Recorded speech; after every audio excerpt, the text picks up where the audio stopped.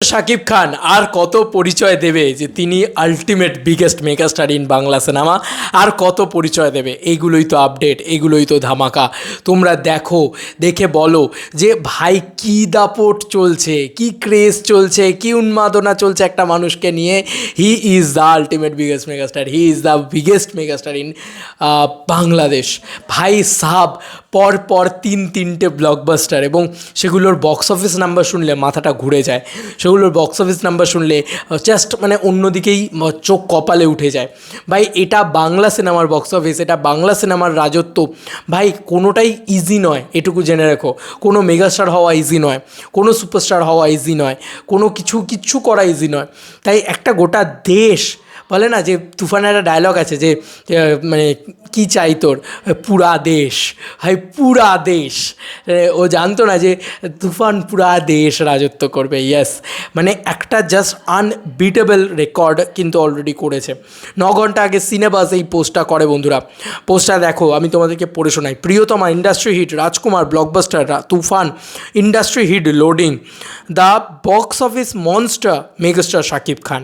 আমার মানে পুরো মনে হচ্ছে যে টাইটেলের যে ট্যাগলাইনটা, সেই ট্যাগলাইনটা এটা হওয়া উচিত, the box office monster megastar Shakib Khan. Yes, রাক্ষস, বক্স অফিসের রাক্ষস, সব গিলে খেতে এসছে ভাই, সব গিলে খেতে এসছে। তুমি দেখো, প্রিয়তমা বাজেট ছিল নাকি 2 কোটি টাকা। প্রিয়তমার গল্প সত্যি আমি জানি না, কারণ প্রিয়তমার সময় শাকিব খানকে নিয়ে কথাও বলতাম না, আর আমার অত ডিটেলসও জানা নেই। তবে আমি তাও বলছি তোমাদেরকে, প্রিয়তমার বাজেট ছিল 2 কোটি টাকা, বক্স অফিস কালেকশন ছিল 41 CR, মানে 41 কোটি টাকা। এই বক্স অফিস নিয়ে নানান মানুষের নানান মানে প্রতিবাদ আছে, সমালোচনা আছে, আমি সেসব ব্যাপারে ঢুকলাম না। এটা যেটা অফিসিয়ালি বলা হয় বা চারিদিক থেকে খবর রটে, সেটাই আমি তোমাদেরকে বললাম। Verdict industry hit.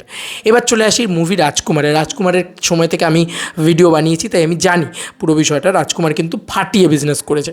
আমি ভিডিও বানিয়েছি যখন, তখন দেখেছি হলে একদম মানে দাপিয়ে লোক ঢুকেছে। কিন্তু রাজকুমারের ক্ষেত্রে বাজেট ছিল 8 কোটি টাকা।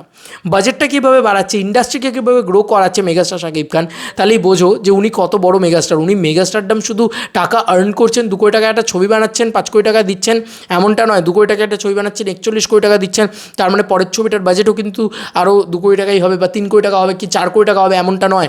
পরের ছবিটার বাজেট কিন্তু বেড়ে তার 4 গুণ হয়ে যাচ্ছে। বন্ধুরা, পরের ছবিটার রাজকুমারের বাজেট ছিল 8 কোটি টাকা, বক্স অফিস কালেকশনে আসে 26 কোটি টাকা। এটা রিসেন্ট টাইমসের খবর। দেখো, 26 কোটি টাকা হোক আর না হোক, আমি যদি এর হাফও ধরি, 13 কোটি টাকা, 13 কোটি টাকা কোন বাংলা ছবিটা কালেকশন করতে পারে, তাই না? আমি যদি 15 কোটি টাকা কালেকশন ধরি, সেটাই বা কোন বাংলা ছবিটা করতে পারে? এবং পর দিয়ে যাওয়া সেই কালেকশনটা। চলো এরপরে তুফান তো চোখের সামনে দেখা ভাই, 10 কোটি টাকা বানানো ছবি। এটা বলা হচ্ছে 10 কোটি টাকায় বানানো ছবি। নানান সূত্র থেকে আপডেট এরকমও আসছে যে তুফানের বাজেট নাকি 6 কোটি টাকা। যাই হোক, 6 থেকে 10 কোটি টাকা যদি আমি মানি, বক্স অফিসে এখনই 35 CR। ইয়েস, এটা কিন্তু আমি একদম চোখটি বন্ধ করে মেনে নেবো। হ্যাঁ, যদি কেউ বলে 40 কোটি টাকা, তাও আমি মেনে নেবো, কারণ ওটা বিশ্ব বক্স অফিস জুড়তে হবে। তো গোটা বিশ্ব বক্স অফিস জুড়তে, এই যে আজকে ডেনমার্ক হাউসফুল যাচ্ছে, এই যে আজকে লন্ডনের লিড নিয়েছে, এই যে আজকে মেগাস্টার শাকিব খান সারা দুনিয়া কাঁপাচ্ছে, অস্ট্রেলিয়া, আমেরিকা, ঠিক আছে, দুবাই, কাতার, স্পেন, এই যে এতগুলো জায়গাগুলো কাঁপাচ্ছে, এই জায়গাগুলোর তো একটা মূল্য আছে। এই জায়গাগুলোর যে টিকিটের যে 1000 টাকা 1200 টাকা করে দাম, সেই টিকিটের প্রাইসগুলো তো প্রডিউসারের পকেটে ঢুকবে কিছুটা হলেও, তাই না? তাই এইটুকু বলাই যেতে পারে যে 35 কোটি টাকা মানে মোর দ্যান এনাফ। মানে আমি এটুকু বলতে পারি যে এনাফ, মানে আরও বেশিও হতে পারে।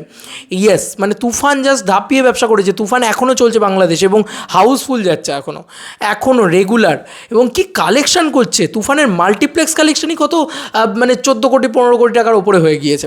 তো ভাই মাল্টিপ্লেক্সে ছবিটা যা বিজনেস দিয়েছে, যা ব্যবসা করেছে, যা চলেছে, ওর ভাই ছেড়ে দাও। শুধু বাংলাদেশ থেকে বলছি, মাল্টিপ্লেক্সে এখনও গোটা বিশ্ব বক্স অফিসের রিপোর্ট আসেনি, আমাদের ইন্ডিয়ার রিপোর্টটাকেও অ্যাড করতে হবে। সব মেলালে মানে ইন্ডিয়াটা দিয়ে ওরা, মানে ইন্ডিয়ার যে বক্স অফিস কালেকশনটা হবে, ওরা ওই বক্স অফিস কালেকশন দিয়ে পার্টি করবে শুধু। হ্যাঁ, মেগাস্টার শাকিব খান একদিন পার্টি করবে যে চলো ভাই, আজকে প্রচুর সাকসেস এসছে, প্রচুর এসছে, পার্টি করবো। তো এরকম তো 35,000 টাকা এবং ভার্ডিক্ট ইন্ডাস্ট্রি হিট, তো একসাথে পরপর তিনটে এরকম ব্লকবাস্টার, এরকম ইন্ডাস্ট্রি হিট দেওয়ার পরে তোমরাই বলো বন্ধুরা, তোমরাই বলো যে এই মানুষটাকে নিয়ে মেজরিটি অফ ভিডিওস কেন তৈরি হবে না? এই মানুষটাকে নিয়ে ম্যাক্সিমাম অফ মানুষজন বেশি কথা কেন বলবে বলবেন না। পপুলারিটি ভাই, পপুলারিটি, মেরিটস আয় হ্যাঁ হাম, সেই একটাই কথা ভাই, সেই দমটা নিয়ে এসছে মেগাস্টার শাকিব খান, দাপটটা দেখাতে এসছে ভাই। চলছে, মানুষটাকে নিয়ে কথা বললে পাবলিক খাচ্ছে পাতি কথা, এবং পাবলিক যেটা চাইবে, মানে মানুষটা নিয়ে কথা বললে নয়, মানুষটাকে নিয়ে যদি কেউ সিনেমা বানায় তাহলে সেইটা পাবলিক খাচ্ছে। This is the public demand, আর কিচ্ছু করার নেই ভাই। একে বলে ক্রেজ অফ মেগাস্টার। আমি সত্যি বলছি, বাংলা খুঁজে পেয়েছে এক বিগেস্ট মেগাস্টারকে, এমন মেগাস্টারকে খুঁজে পেয়েছে যে এই রকম জিনিসপত্র করতে পারে, বিদেশ দাপিয়ে দিতে পারে। আর আমরা এখান থেকে বসে বসে বলবো আমি অ্যাটলিস্ট এটা করতে পারবো না। ভাই লন্ডনে হাউসফুল যাচ্ছে, ডেনমার্কে হাউসফুল যাচ্ছে ভাই, আমি সেই ছবিটাকে বলবো যে সেই ছবিটা ভালো হয়নি। ভাই গোটা বিশ্ব কি তাহলে কি বোকা লেখা আছে মাথার উপরে, যে তারা ভাই সেই সিনেমাটাকে দেখে বুঝতে পারছে না তারা বিশ্ব দরবারে হলিউডে যেখানে হাউসফুল যাচ্ছে ভাই, আর আমরা তার থেকেও বড় বুদ্ধিজীবী হয়ে গেছি। যাই হোক, আর কি বলবো, খুব হাসি পাচ্ছে পুরো বিষয়টা শুনে।